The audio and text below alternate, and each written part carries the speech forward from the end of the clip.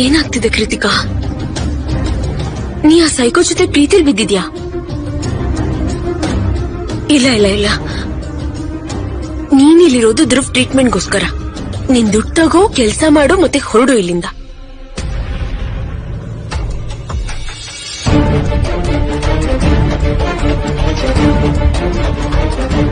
What the hell, Siddharth?